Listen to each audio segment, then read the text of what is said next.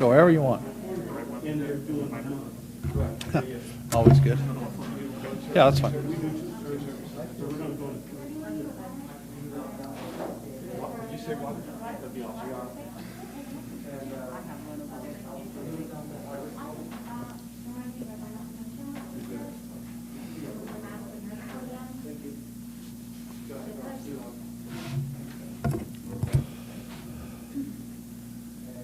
Do.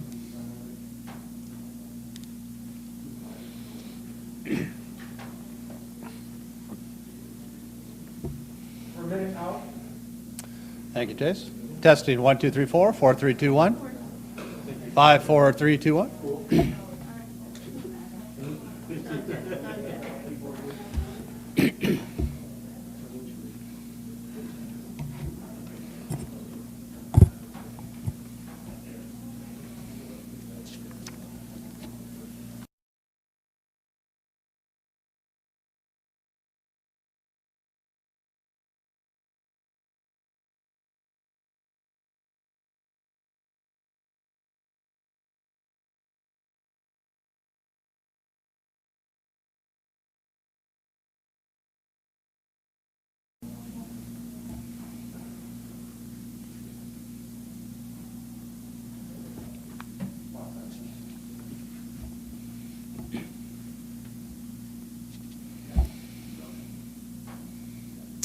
Well, good afternoon. It is a real pleasure to be with all of you here today with civic leaders and my fellow local elected officials, including City Council President Georgette Gomez, Council Member Monica Montgomery, our San Diego Police Department Chief Dave Nislight, Jerry Sanders, former mayor and former Chief of Police, Bishop William Benson of Total Deliverance Worship Center, Yusef Miller of the Racial Justice Coalition, Gerald Brown, Executive Director of the Citizens Advisory Board on Police and Community Relations, Charmaine Mosley, Executive Director, Community Review Board on Police Practices, and Steph Gross, who is Chair of the City's Human Relations Commission. Thank you all for being here. Thank you for others who have joined us this afternoon. America is grieving right now. People are in despair. People are angry. And people are scared. People want change. George Floyd should be alive today. His death never should have happened. And it never should have happened at the hands of a police officer. And as I said last week, in the strongest possible terms, I condemn, and the City of San Diego's Police Department condemns those officers' actions. What we saw in Minneapolis is not authorized by the San Diego Police Department, and it is not used in San Diego. What happened in Minneapolis was wrong, and it was unacceptable. And it shouldn't happen anywhere in the United States of America. And today, we are taking new steps to make sure it doesn't happen here in San Diego. San Diegans have a right. San Diegans have a right to protest, a right to demand change, a right to peaceably assemble and speak out against systemic racism, and to express their pain. We cannot let the pain that we feel manifest in ways that hurt our community.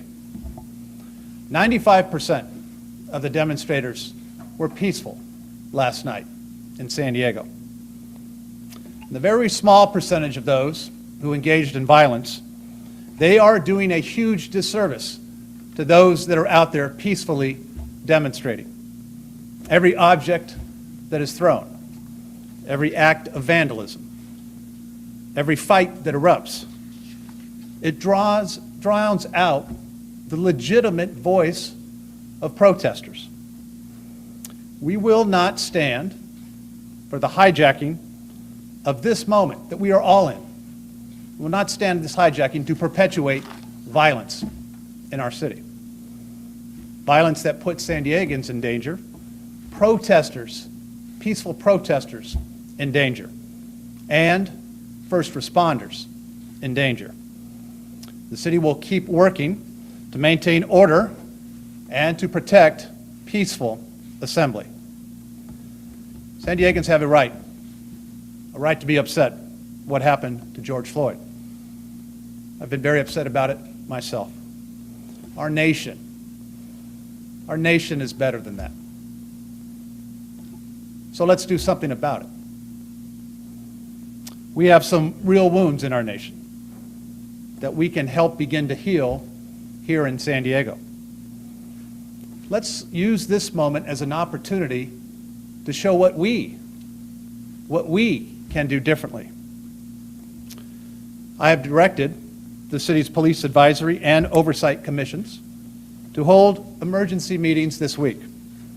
Meetings to discuss what we can do better, how we can do better on police and community relations, and what we can do better on police escalation.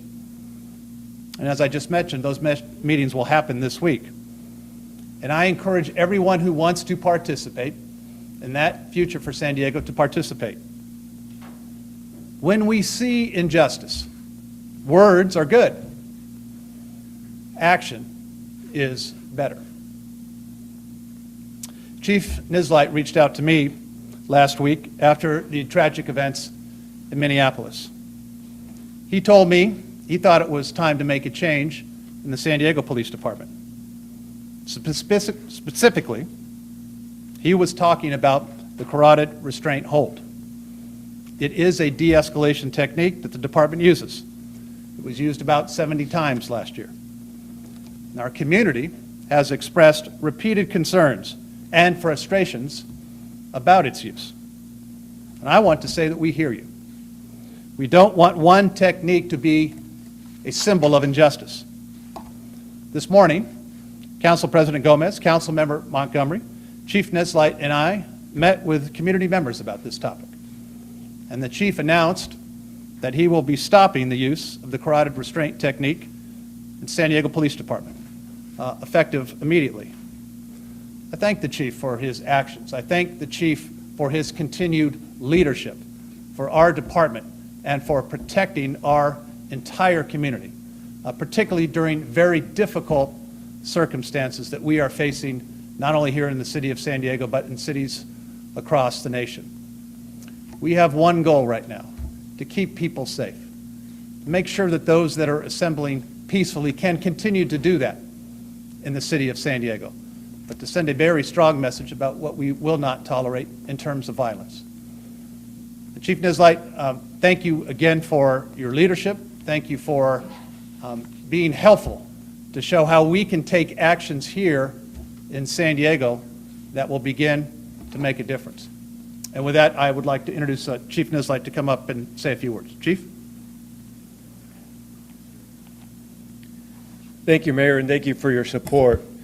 I first want to start off talking about the incident in Minneapolis, and first and foremost, give my condolences to the entire Floyd family and his friends.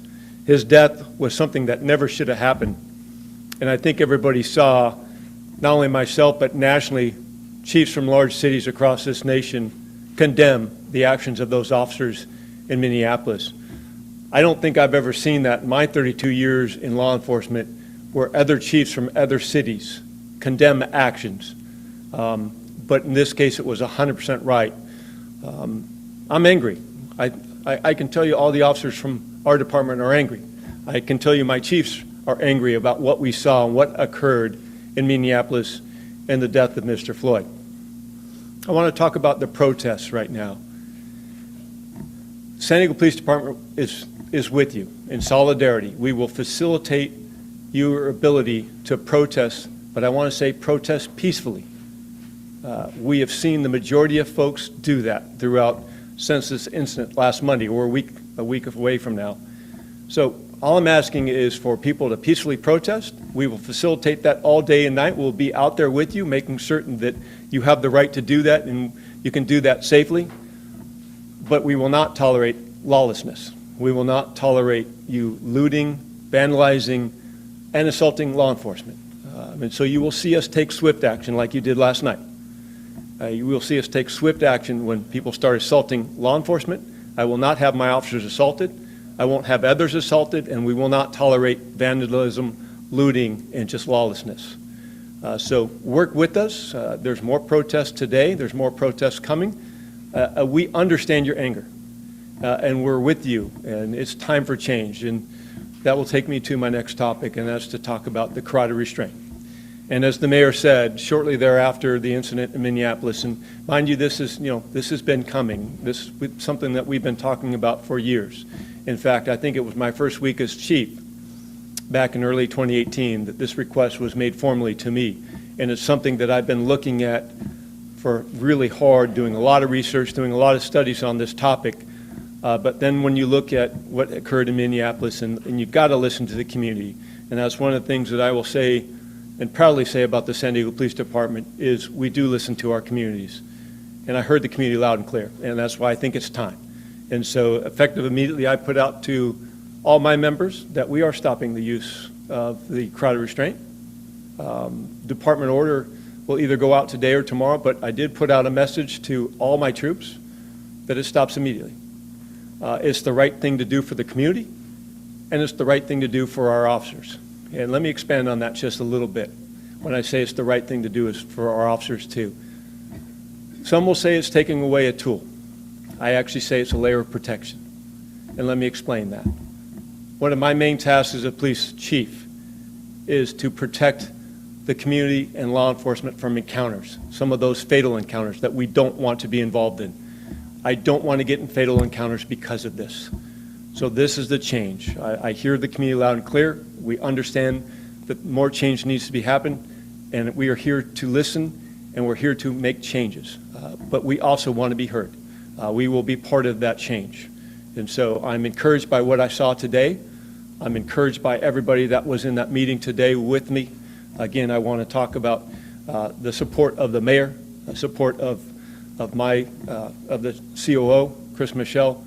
I also want to say the support that I got from my executive chief, all my chiefs that are over there, Chief Guadarrama and all the chiefs over to my left. We had some great conversations about this very topic, not just this week, last week, but we've had these discussions over the last years. And we all agree it's time. And so that's why the change. And so I look forward to working with the community in building that trust. We understand there's more to be done, and we are sitting here ready to get more done. And again, I'm encouraged by the meeting today. Thank you.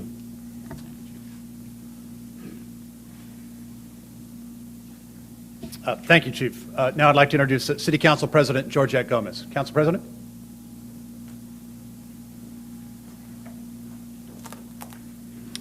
Thank you. Put this down a little bit. Thank you. Thank you, Mayor. Thank you, Chief. Today, we have reached a historical crossroads. And as leaders, we have an opportunity to do things differently.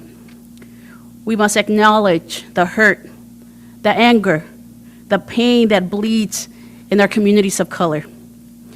And we must write a different chapter in history. And today, San Diego, we begin a new chapter. I'm proud to stand with leaders of our communities of color. I'm proud to stand with my colleague, Monica Montgomery, the mayor, Kevin Faulkner, and Chief Nisley. We're here to tell you that we are committed to doing everything we can to make systems change. We can set a tone with our own law enforcement agencies. We can ensure that there are proper trainings and that the time is now to invest in restorative justice. And we can make sure that any officer who does not understand how Black and brown lives matter do not have legal access to tactics that are unnecessary and deadly. And today, I stand and I want to thank from the bottom of my heart, Chief Nisley, thank you for hearing the cry of justice. By taking a bold step towards community policing. Thank you.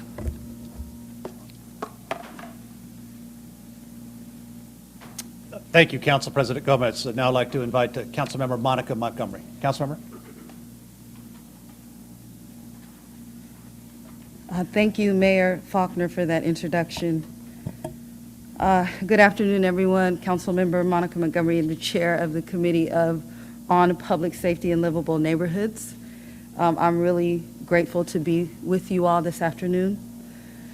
From the beginning of my administration, one of my pillars of governance has been advocating for police reform through transparency and accountability. We have worked diligently to change the conversation and narrative around police reform. We have worked in good faith to establish an independent commission on police practices, and now we are confronted with the horrors of the George Floyd death in the midst of an already debilitating pandemic. Two lessons that we are learning from these nationwide protests is that we need police reform and we need it now. As elected officials, we have a collective responsibility to stand up to the injustices that have plagued our communities of color. We do this by demanding accountability, transparency, and working together to confront systemic racism. Our city, as the council president said, has reached an historic crossroad. We must call for peace, but we simply can't call for peace from the community without corresponding good faith action from us as elected officials. We must be willing to stand here through our personal discomfort and be honest and genuine when we discuss the inequity and enforcement that is prevalent in our nation. Today is a big win for our community groups that have called for a ban on the carotid restraint for many years. In particular, I just want to quickly recognize the hard work and advocacy of the Racial Justice Coalition, of CPAT, the Coalition for Police Accountability and Transparency, and the NAACP. The announcement of this crucial policy change is a step in the right direction to restoring trust in community policing. I want to really, from the bottom of my heart, thank Mayor Faulkner, thank Chief Nizlight, and thank my colleague, the Council President George Gomez, for joining your voices in our grassroots movement to flatten the curve on inequity in enforcement and by taking tangible action today. I'd particularly, again, like to thank Chief Nizlight for really leading in this and saying that it is time. I stand here before you as a Black woman who is a sister to two brothers and an aunt to two nephews. And I long and hope for the day where they can walk out of their homes and feel protected and feel safe in our country. We have a beautiful city with beautiful people, but we also have issues of systemic racism that we need to deal with. And I believe that this is an opportunity for us to do that. And I'm just grateful to have partners who are willing, ready, and able during this time to have those conversations, to laugh together, to cry together, but most importantly, to make progressive change together. And so today we roll up our sleeves and we make a commitment to do the necessary hard work, and we make the hard decisions to effectuate that change. I look forward to ongoing discussions around police reform, policy changes, and the ballot measure to establish independent oversight in November. Thank you so much.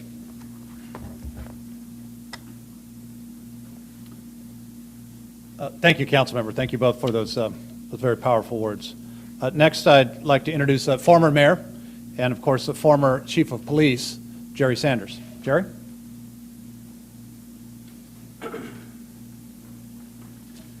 Thank you very much, Kevin.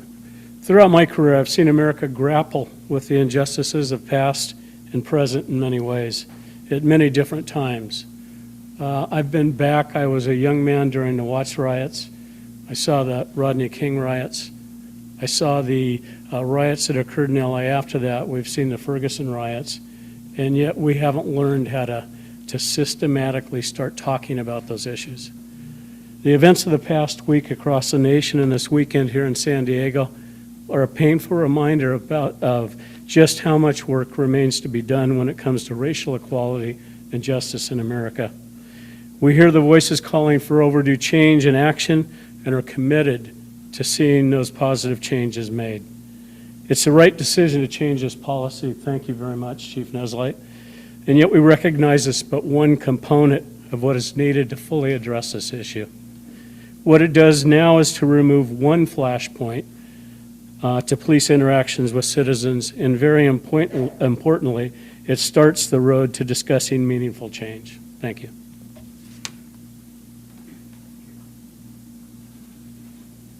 Thank you, Jerry. And last but certainly not least, I'm going to introduce Pastor Bishop William Benson. And Bishop was joining us this morning. We've had the opportunity to meet and converse on a variety of topics, and all of the clergy that was with us earlier this morning. A powerful, not just statement, but in reality, about how important it is for all of us to come together as one community in this difficult time. Bishop Benson, thank you for your leadership, sir. Thank you for doing everything that you are doing to join our community together. Bishop? Good afternoon. First of all, I'd like to give honor to God because this is truly a God moment.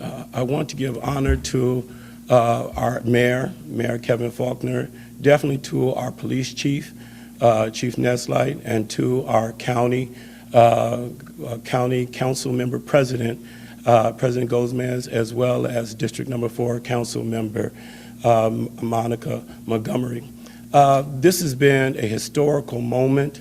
I would be honored if we could have all the grassroots agencies who have been allowing this opportunity to keep this issue on the table.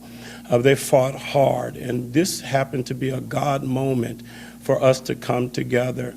And as clergy, it has been an awesome privilege to actually be at the table with the decision makers at a point in time where we also represent the community. Being a clergy is an honorable position, but I have to remember that I was a black man before I was a clergy, and I have to wear both hats, and I want to wear them proudly. I want to be able to say that we actually have established a table where our elected officials and our law enforcement and the community are at a table now to take the opportunity of a grand situation to make the changes, the obvious changes that need to be made. I could not have been honored to be at a table with a group of fine, intelligent, educated, professional people on today who took off their titles. There was no Republicans, there was no Democrats, there was no independents. There were humans who had emotion about a tragedy that has taken place in our United States. We know that this is a small step to some, and it's a huge step to others. We know we have a lot of work to do, and we have a long way to get there, but a short time to take. But I believe the mayor has put together an awesome team, and I believe our community has now celebrated a win. And we thank you, Mayor Faulkner. Thank you, Bishop. Thank you. That concludes our remarks, and I'm now pleased to pause. Any of us up here can answer any questions from members of the media. Yes, Phil.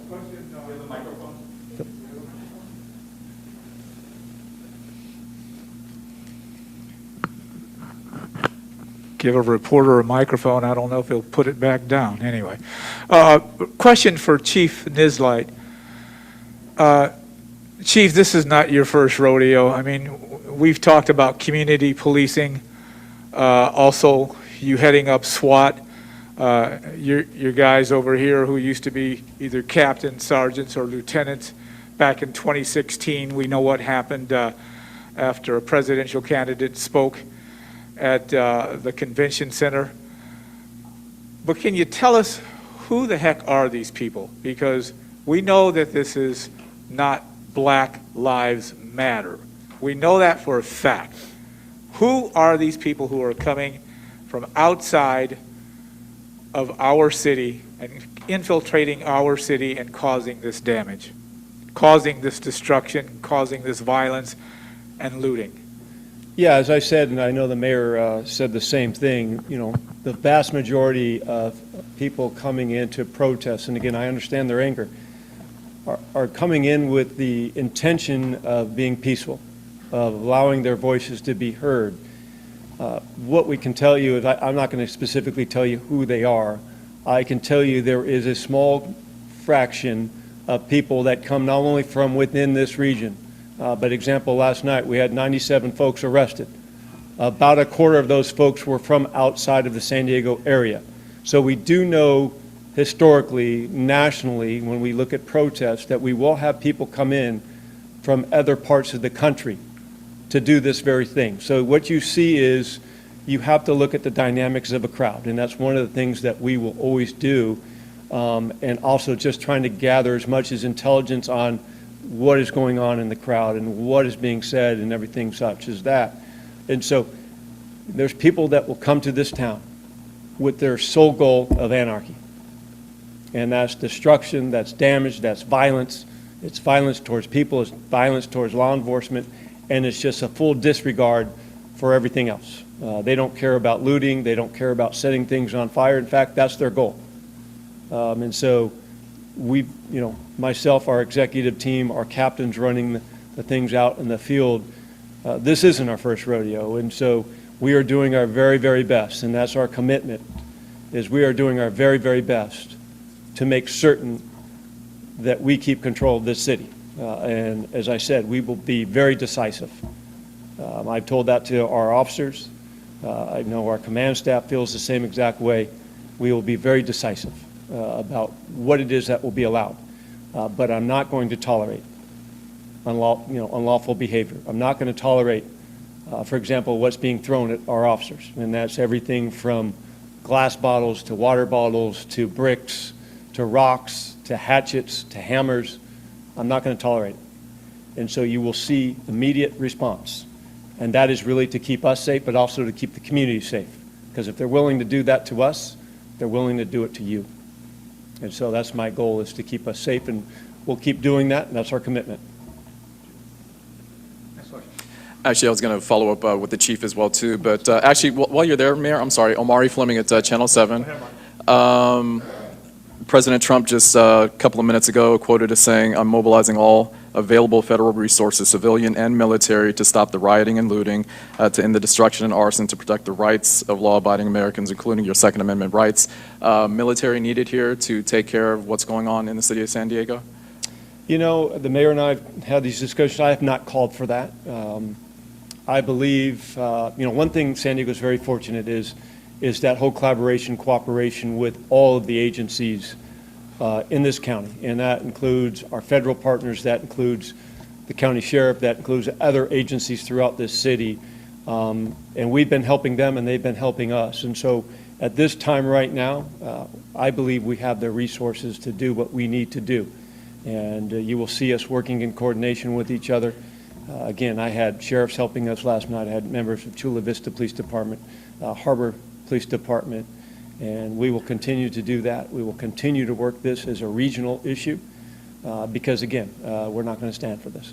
Thank you. And just curfew. Any thoughts on a curfew? I guess that would be the mayor's question, or you can go ahead. Both of you guys can answer it. No, that's fine. Another issue that the chief and I have discussed, the issue of a curfew. And I've told the chief this is a tool that we can use if we need to use it. It's a public safety tool, obviously. We will continue to monitor the situation as it happens on a daily and hourly basis. But let me turn it over to the chief, because it is something, as I said, from a law enforcement standpoint, that's where we will take our direction in terms of a curfew. Chief? Yeah, we as far as the question is about curfews, and it is a tool that's available for us. Right now, it's not a tool that I plan on implementing, but that could change. I've talked to chiefs across the nation. Some have deployed curfews, some have not. I will tell you, Right now, that's not my plan. The mayor and I have talked with this. I've talked with my executive team about this, and I will hold what we think of the curfew. Again, it's a tool. I know it's available, and we'll use it if it's needed.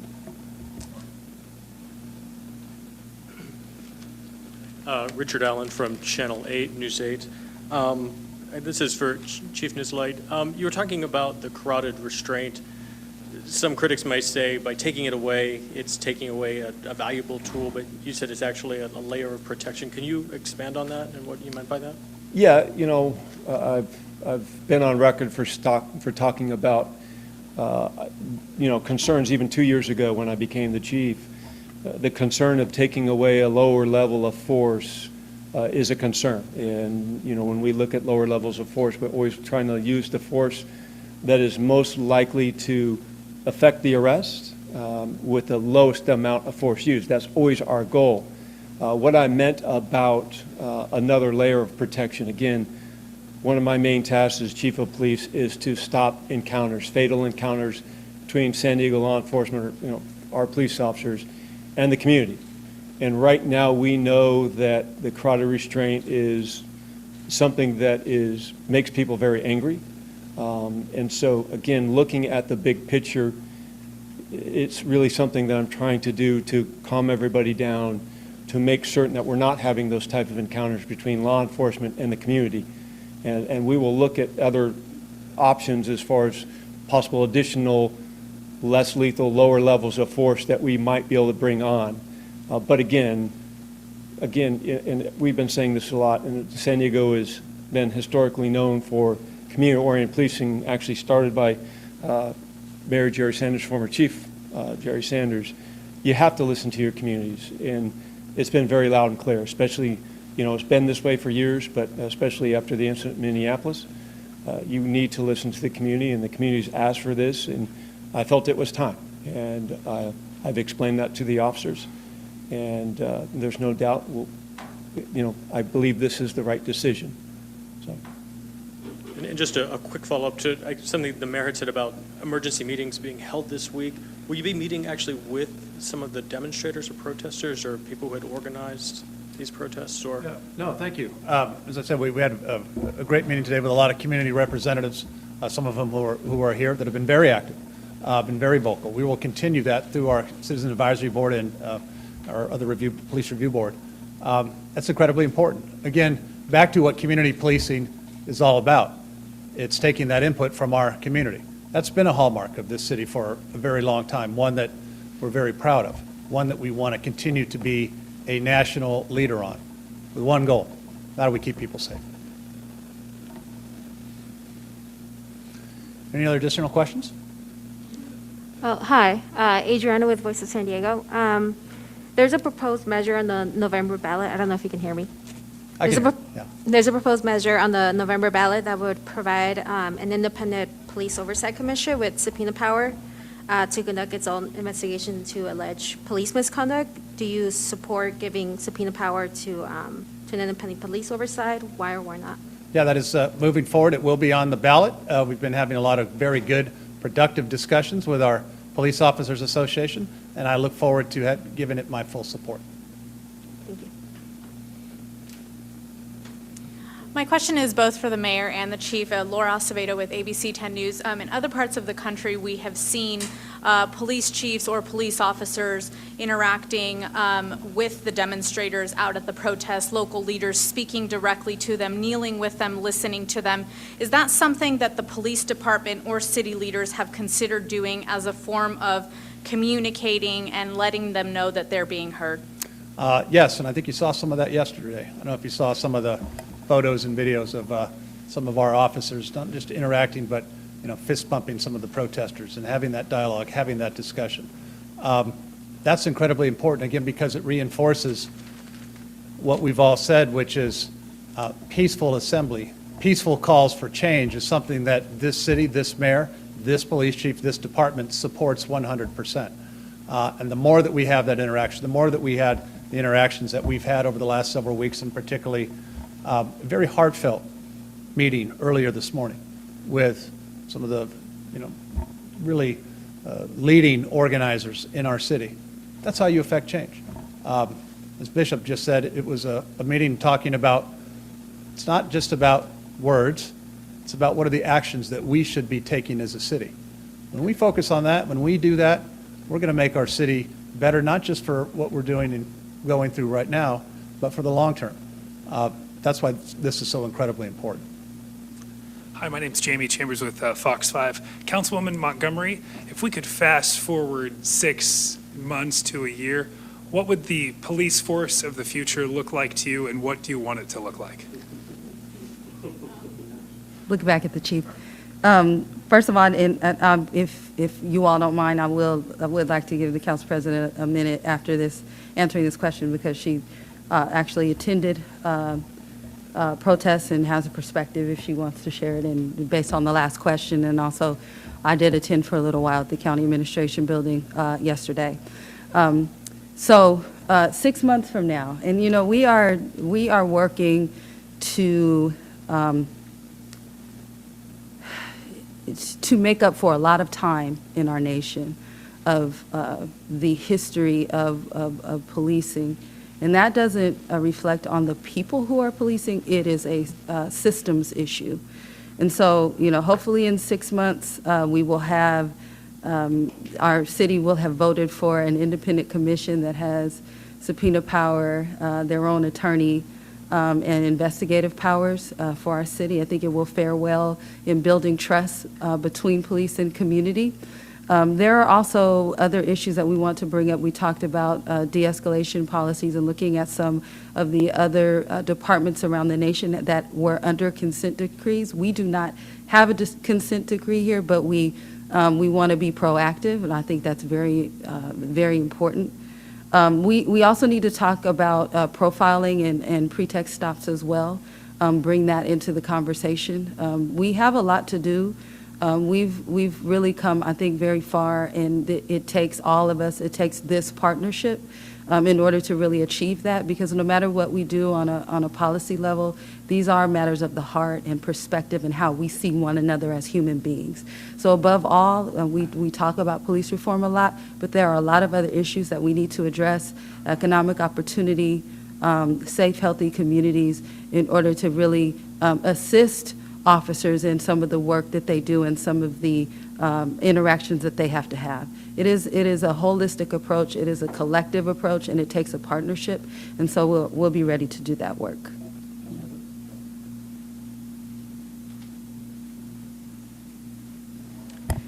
Thank you. Thank you for giving me the opportunity to add to the last question about the events that have been occurring. Actually, I've been in close communication with Councilmember Montgomery, and there was actually earlier in the day, we had a collective call about how the city should respond, including Mayor Faulkner.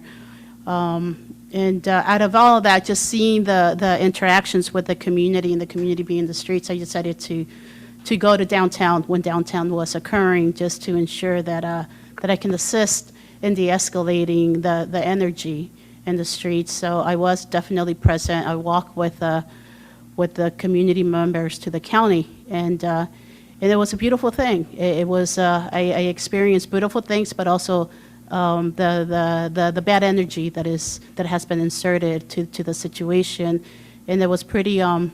That part was heartbreaking, just because there's real hurt, there's real pain occurring right now, and people want to have a space to express that. Within all of that, there's interactions that led to tear gassing, to rubber bullets being utilized, and what's in the midst of it actually was on the phone talking to Chief Nislight and our CEO, Chris Michelle, while it was occurring, asking for it to stop, because there were opportunities to really bring and bridge the community with how the PD was interacting. So I'm hopeful that we can continue creating those safe spaces for community members to express their hurt. They need to be heard, and they have that right, and I'm supportive of that. And just to add to what would 6 months look like for our PD, I think we're in the process of finalizing our new budget. And aside from making better policies and implementing those policies better, dollars also speak to that. So this is just the mayor's hearing. We have an opportunity to do things differently. We constantly talk about de-escalation. That's going to take resources for PD to implement. We don't have a real budget for that. We talk about revitalizing our communities.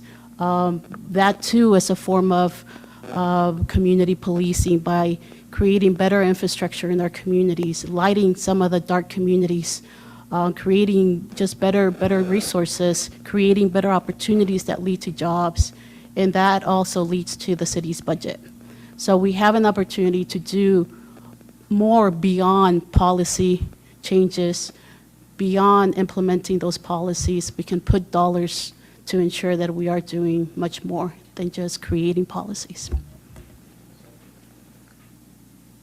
Thank you, Councilor. Do you have any additional questions? And the next question I'll read on behalf of Matt Hoffman with KPBS. How do you repair the relationships between SDPD and the communities of color right now who are upset? Chief? Thank you for that question. It really starts with just dialogue. This police department has a history of community policing, and when you look at things that are going on across the nation before this, that's why we haven't had those major issues over that. It's because we do have a great relationship with our communities, but it can always be better, and that's one thing that we're striving to do. I believe this, the ending of the carotid restraint is another piece of that, and as I've said before, we're a very, very good police department. I'm very proud to be a member of this police department. My family comes from this police department, but I also know that we can be better, and so you never rest on your laurels. You always reach to be better. And as I stated, very shortly after the incident in Minneapolis, that law enforcement must do better. Our profession must do better. And that's my commitment. And it will start with honest conversation. Thank you. Thank you, Chief. Thank you to everybody who was here today and joined us, council members, Chief Nislight, Bishop Benson, all of our community leaders. An important day in our city, important policy change. Thank you. We will continue to do everything that we can and will do to encourage peaceful assembly in the city of San Diego, and remind everybody of that, to be extra vigilant. Thank you, and I look forward to addressing everybody tomorrow. Thank you very much.